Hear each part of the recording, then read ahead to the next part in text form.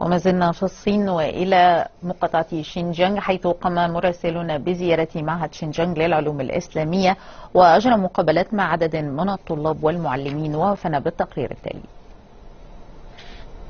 في نهار رمضان المبارك يواصل طلاب معهد شينجيانغ للعلوم الإسلامية ممارسة أنشطتهم الرياضية بكل حيوية وطاقة. يضم المعهد بين جدرانه طلبة من مختلف القوميات المسلمة قادمين من جميع أنحاء شينجيانغ. السلام عليكم، من اسمي عالمجان. من قشقايا كندن كلدم. ملتم uyg'ur.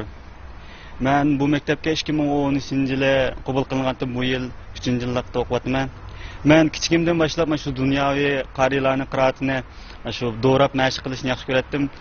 Bo'libmi Makka haram masjidining imom Abdurahmon Sudaysini bek yaxshi ko'raman. Shuning qiraatini davomli do'rab o'zim mashq qilib kelgandim. Rahmat. Assalomu alaykum. Men Natijanim Xalmanbek Alim.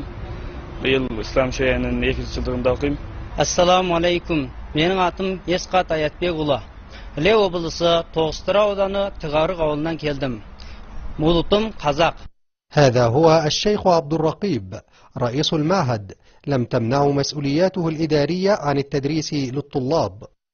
السلام عليكم ورحمة الله وبركاته. لأعرفكم بأحوال معهدنا. لدينا أكثر من 70 مدرسا و280 طالبا.